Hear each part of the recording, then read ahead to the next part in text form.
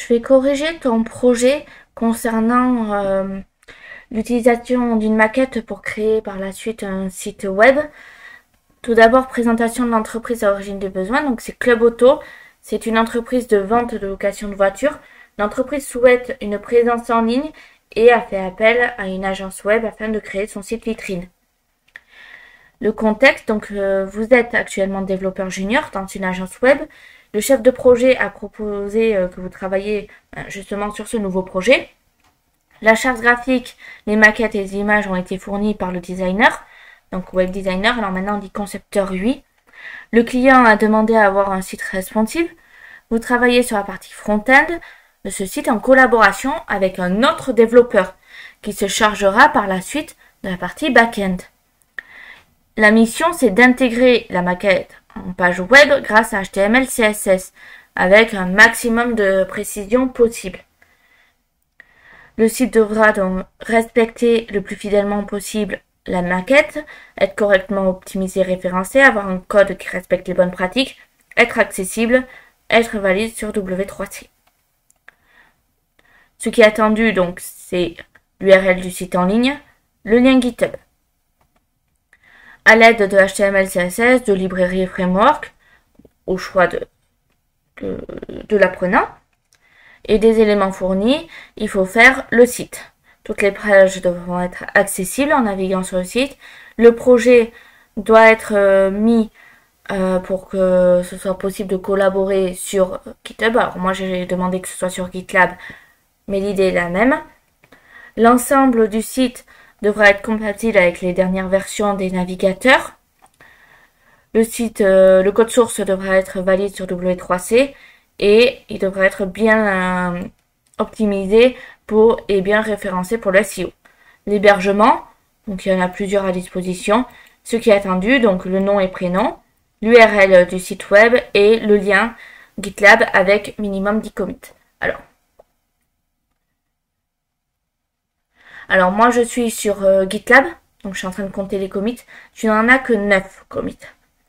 Alors, concernant tes commits, alors je vais pas les montrer parce que il y a ta photo et j'ai pas l'autorisation de la mettre. Voilà. Et il y a ton prénom aussi. Mais tu as fait du franglais. Parfois tu faisais du français, parfois tu faisais de l'anglais. Dis-toi que tu vas coder avec des personnes qui ne parleront probablement pas ta langue. C'est-à-dire, tu vas peut-être coder des français. Donc dans ce cas-là, parler français, c'est parfait. Mais il se peut que tu travailles avec des personnes de d'autres pays. Et c'est fort probable. Dis-toi qu'un Italien ne va peut-être pas parler français. Un Espagnol, c'est pareil, il va peut-être pas parler français. Donc il faut une langue commune. L'espéranto n'est pas suffisamment parlé. Donc ce sera l'anglais. Concernant maintenant tes commits, je reviens dessus. Donc initial commit, c'est le commit de base. Là-dessus, pas de problème. Ensuite, tu as suppression image inutile. Non. Delete image. Et après, tu mets pourquoi. Il faut que ce soit en anglais. Ensuite, add media query for tablet. Là, tu repasses à l'anglais. J'ai pas compris pourquoi tu as fait du français et de l'anglais par la suite. Ne fais que de l'anglais. Add hamburger menu. Ensuite, modify border radius sur navbar. Là, en fait, tu as mis de l'anglais et du français. Mais que de l'anglais, vraiment. Add contact HTML. Alors, c'est bien. Tu as dit que tu as ajouté un fichier. Mais qu'est-ce que tu as fait dans le fichier? C'est ça la question. Add vente.html plus CSS. Déjà, le nom des fichiers en anglais. Ensuite, qu'est-ce que tu as fait dans vente? On ne sait pas. Qu'est-ce que tu as fait dans CSS? On ne sait pas non plus. Sois précis dans ce que tu expliques. Moi, d'un coup d'œil, je dois savoir ce que tu as fait dans tes commits si je dois reprendre ton projet. Imagine que je sois la développeuse back-end qui passe derrière toi. Là, je n'ai aucune idée de ce que tu as fait. Pourquoi? Parce que c'est pas suffisamment précis. Alors oui, je peux aller voir le code, voir les modifications que tu as fait. Logique. Mais il faut que tu sois le maximum précis possible. Modification du logo en lien vers accueil. Suppression, extension VS Code Preacher. D'accord? Sois précis vraiment. Ensuite, concernant les branches. Alors, moi, je ne vois que la branche main. Ensuite, je vais toutes les afficher. Et dans toutes, tu n'as toujours qu'en fait qu'une seule branche, la branche main. À chaque fois que tu crées une fonctionnalité, que tu corriges un bug, tu dois faire une nouvelle branche. Pourquoi? La branche main, c'est la branche propre. Tu ne dois pas coder dessus. Tu ne vas faire que des fusions de branches. Comme je l'explique, on va prendre un parallèle, c'est-à-dire le multivers dans DC Comics. Dans DC Comics, tu as plusieurs terres. Tu as Terre 0, Terre 1, Terre 2, Terre 3, etc. Terre 0, c'est la terre la plus propre qui existe. Ensuite, tu as des terres avec des variantes. Par exemple, Terre 1, c'est celle sur laquelle on vit, il n'y a pas de super-héros. Terre 2, il y a un super-héros. Terre 3, il y a des méchants, etc., etc., etc. Et en fait, tu vas prendre ce qu'il y a dans Terre 1 et tu vas l'ajouter dans Terre 0. Et tu ne vas garder toujours que Terre 0. Terre 1, tu supprimes. Ensuite, tu prends Terre 2, tu fusionnes dans Terre 0. Et tu ne gardes que Terre 0. Terre 2, tu n'en as plus besoin, tu supprimes. Etc., etc., etc.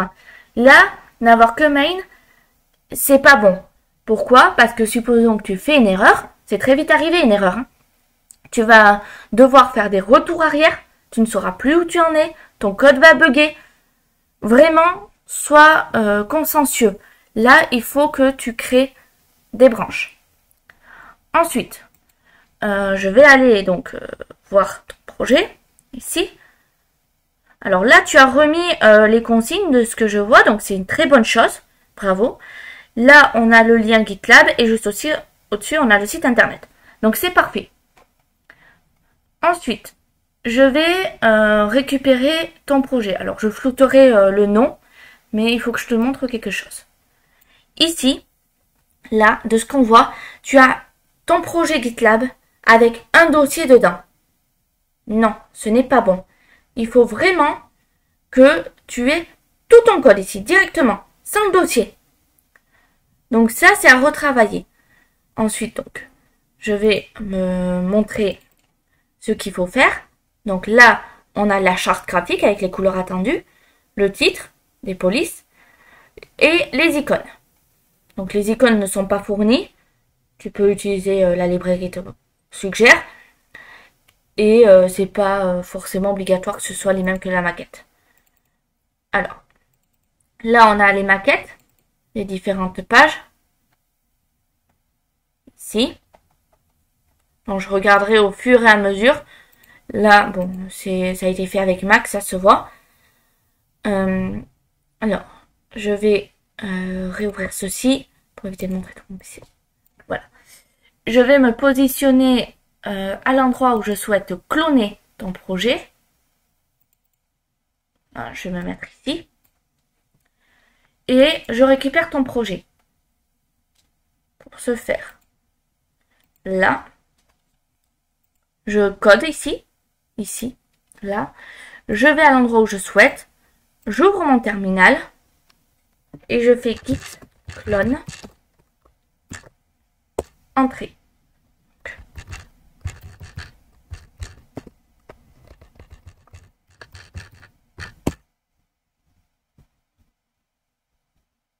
Donc là, je fais cd. Là. -R. Donc j'ouvre dans Visual Studio Code.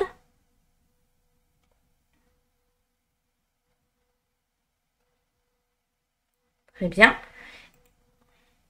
Et là, comme tu peux le voir, c'est ce que je te disais. En fait, tu es dans ton projet en haut et dedans, tu as encore un nom de dossier. Donc, ce que je dois faire maintenant, c'est... Alors, j'attends que ça charge. Code cd club auto. Là, je me déplace dans le projet. Code .-r. Là, je relance Visual Studio Code pour bien me positionner. Parfait. Alors, le premier outil que je vois, moi, au niveau de ton architecture, c'est tout ceci. Là, tu as mis tout le HTML. En plus de ça, il n'y a pas de README. Dans le README, qu'est-ce qu'on met? Alors, je vais te le créer. README.md. Le README, à quoi ça sert? Ça sert pour les personnes qui rentrent dans le projet, pour qu'ils sachent ce qu'ils doivent faire. Donc, nous, on remonte. Et le projet s'appelle Club Auto. Très bien. Je me positionne ici. Je fais Club Auto. Ensuite, tout simple, hein, tu mets les textes. Donc là, par exemple, tu as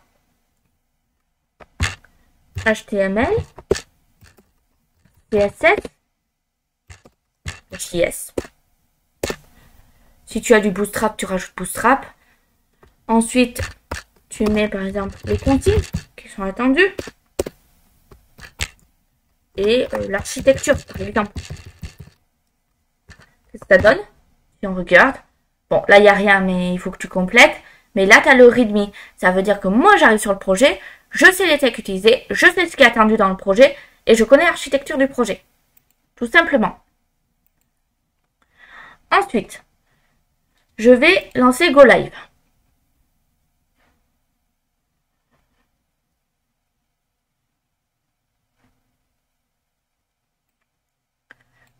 Voilà le local. Enfin, le site en local. Donc là, c'est bien. Alors, je vais juste aller chercher la maquette. Ici, donc si on regarde la maquette, on a ceci. Donc, c'est très ressemblant, c'est très bien. Je vais descendre un peu le site. Donc là, c'est parfait. Et on termine comme ceci. Là, c'est très bien. Aucun problème. Je regarde l'image suivante. Là, on a tout, en fait. Ils ont juste tout résumé en un seul endroit. Maintenant, contact. Alors, je regarderai après le code. Hein. Ici, donc, si on regarde contact, et là, c'est très bien. C'est ressemblant, il n'y a pas de souci. Je vais regarder véhicule desktop.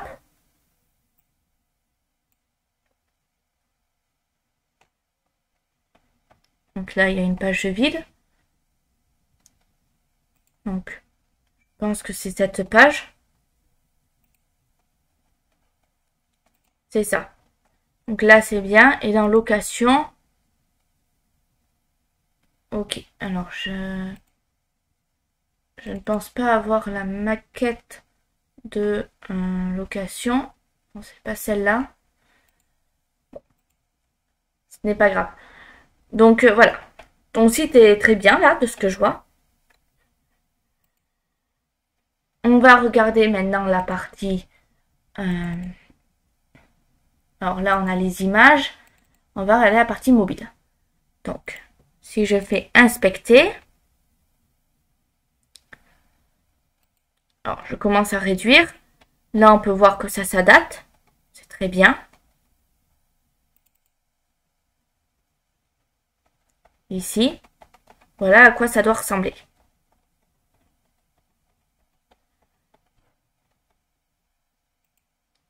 Donc, je regarde étape par étape. Hein? Donc, c'est parfait. Je vais à vente. Très bien.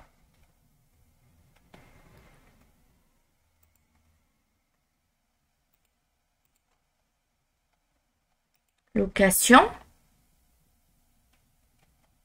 Impeccable. Et contact. Donc pour moi, c'est très bien. Ton site est responsive. Ah, fais juste attention à contact, tu vois, à cause de ceci, tu as un écart d'écran. Si on regarde à nouveau, avec une autre page, par exemple, vente, en plus, ça se chevauche dans contact. Ici, oui, pareil. Bon, peut-être un peu moins bien alors, vu que, comme tu peux le voir, ça bouge. Si je mets un peu plus grand, on va dire en tablette, là, c'est pareil en fait. Ton site n'est pas totalement responsive, mais c'est un bon début. C'est très bien quand même ce que tu as fait. Maintenant, je regarde ton site en ligne. Donc bon, c'est pareil.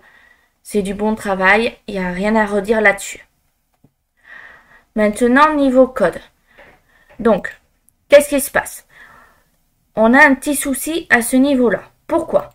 Donc, si je regarde CSS, donc Là, on a plusieurs parties.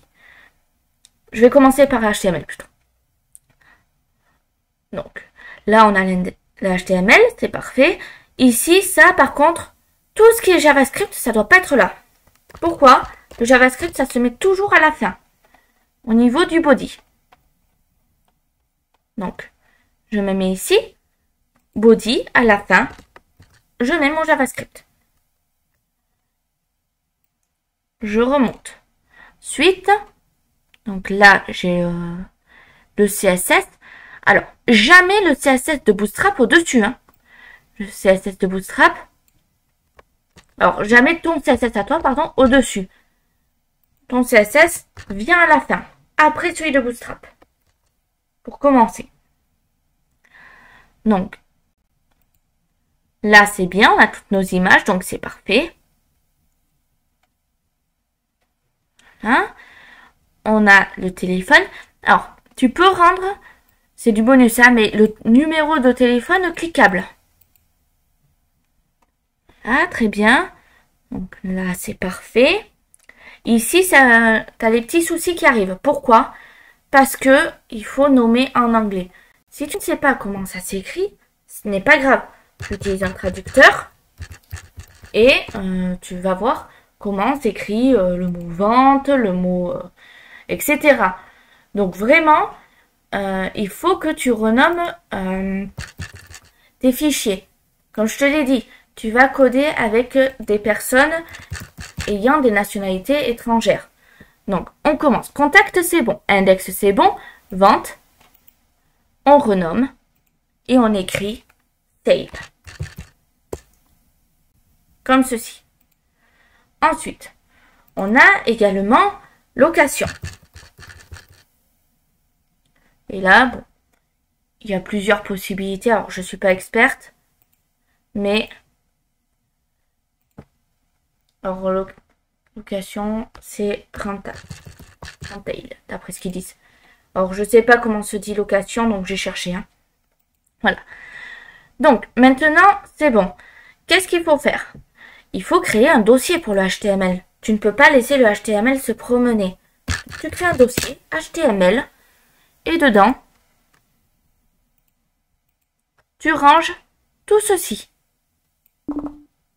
Alors, tu laisses bien sûr le index à la racine. Ton index.html doit être à la racine. En fait, pour simplifier, à la racine, tu as quoi? Tu as, ici, tu peux avoir git ignore, par exemple, pour décider d'ignorer, alors, il manque le point, pour décider d'ignorer des fichiers, des dossiers, etc. Voilà. Tu peux avoir ça. Ensuite, tu as ton index.php, HTML, à toi de voir. Et tu as le readme. Dans un site comme ceci, c'est tout ce dont tu veux avoir, rien d'autre. Maintenant, on va commencer. Donc, ça veut dire, il faut modifier. Donc, /, alors, HTML, alors, /HTML /sale.html. Location, pareil. On enlève ça et on met /HTML /rentals. Et pareil pour contact. /HTML contact. Et là, on est bon. Là, c'est parfait. Donc, alors, je reprends au début. Parce que je viens de voir quelque chose. Ici, texte orange. Tu penses vraiment qu'une personne... Alors, à la rigueur, orange, pourquoi pas. Mais si tu avais mis texte vert, tu penses vraiment qu'une personne d'une autre nationalité qui ne parle que anglais aurait compris? Je pense pas. Fais des noms vraiment parlants pour tes classes. Donc là, logo RS, est-ce que c'est parlant ou pas? Logo x.jpg, peut-être pas non plus. Si, c'est Twitter, pardon. J'ai oublié. Je suis tellement habituée à Twitter que... Voilà.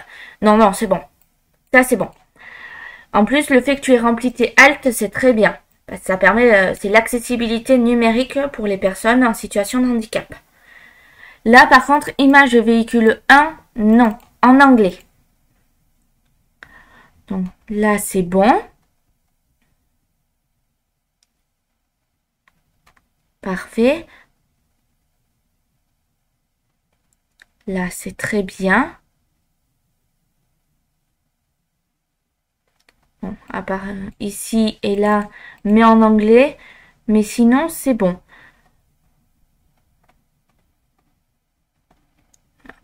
Donc là, c'est bien.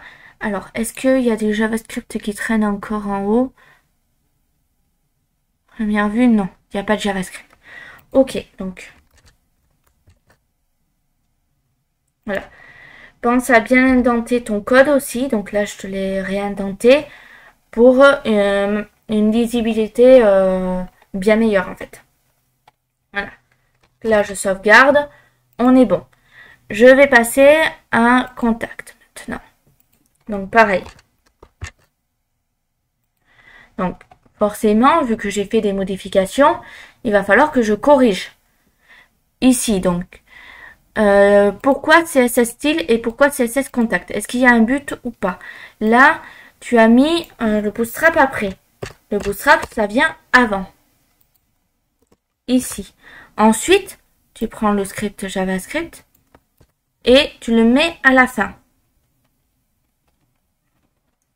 Si en fait tu mets Bootstrap après ton CSS, Bootstrap va écraser ton CSS. D'abord Bootstrap et ensuite ton CSS. Ton CSS viendra écraser le CSS de Bootstrap. Hein, donc là, on modifie, c'est point slash.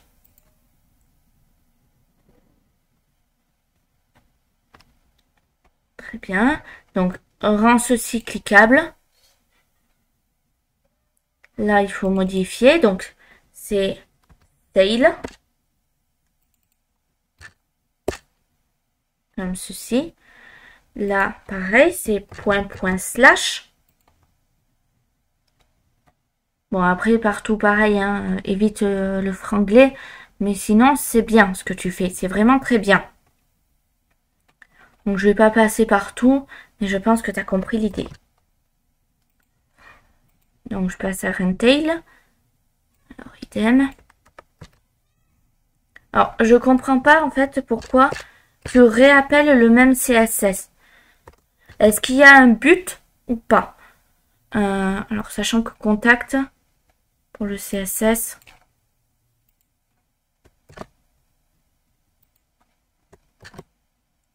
Voilà. Pourquoi? Point, on retourne en arrière. Donc, on retourne à la racine du site et ensuite, on lui dit rentre dans CSS. Voilà. Non, ça ne marcherait pas.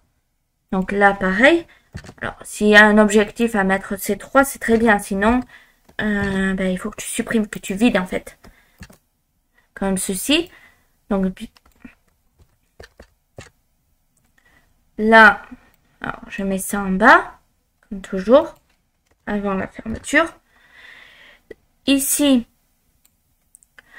ça veut dire que là, si on regarde ta vente, alors il faut trouver le vente. Ici, on renomme en save.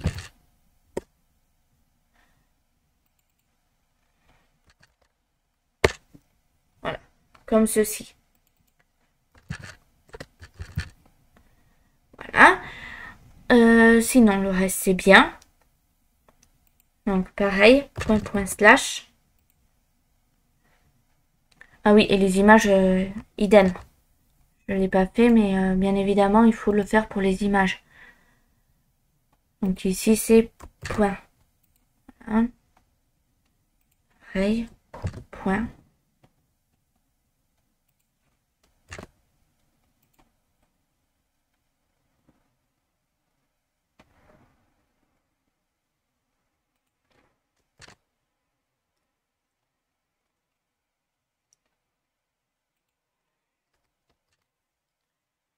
Là, comme on va pouvoir, il propose directement ce qui est en HTML, mais nous, c'est pas ce qui nous intéresse. Nous, on veut aller jusqu'à l'image.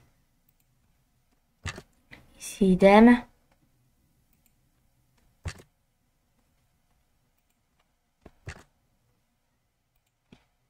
Voilà. Il en reste une ici. Très bien. Donc là, cette fois, c'est bon pour contact. Alors, je te laisse vérifier. Je suis un peu vite. Mais vérifie vraiment si tu as accès à tout en corrigeant ceci.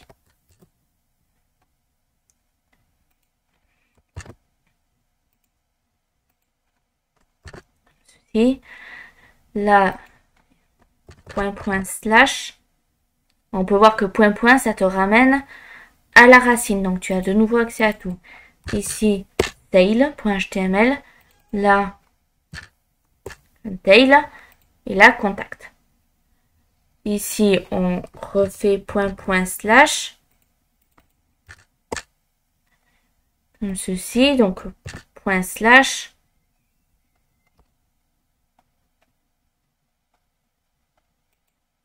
Pareil.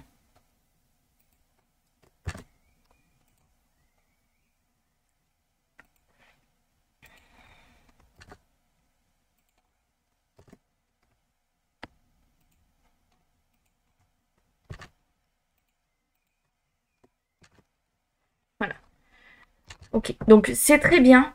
Fais vraiment, par contre, attention au nom de tes fichiers, de tes dossiers. Alors là, tes dossiers étaient bien, mais à bien organiser ton code. Là, c'est très bien pour l'instant, ce que j'ai vu, à part les petits de correction à faire. Alors, toujours pareil. Bon, tu te doutes de ce qu'il faut faire. Ça, tu le mets à la fin, avant la fermeture de body. Ça, avant le CSS. Là, tu as tes images, il faut que tu corriges. Mais sinon, c'est bien. Il n'y a aucun problème là-dessus. Le CSS, alors là, c'est parfait. Il n'y a pas de problème. À part vente.css, ça, il faut renommer. Mais sinon, c'est bien. Il n'y a aucun souci. Je vais regarder ton JavaScript. Là. Très bien. Donc, tu fais appel à getElementById. C'est parfait. Donc, c'est du très bon travail. Note juste les petits détails importants, de bien ranger tes fichiers, tes dossiers, de créer un README. Le point getIgnore, ça te permet d'ignorer des fichiers que tu ne veux pas mettre en ligne. Et fais attention à tes commits et aussi à créer des branches. Qu'est-ce qu'une branche? Alors, je te montre juste. Pour créer une branche, tu fais git checkout-b fix / contact. Par exemple, tu veux supprimer le contact. Si tu veux créer on va dire un produit, on va dire une page produit, tu fais fix / product. Enfin, feature / product, feature pour une fonctionnalité. Et là, tu es sur la branche feature / product. Si tu fais git branch, comme ceci, tu vois que tu as deux branches disponibles, ta main et feature / product. Bon, c'est très bien ce que tu as fait. Vraiment, continue comme ça. C'est du bon travail.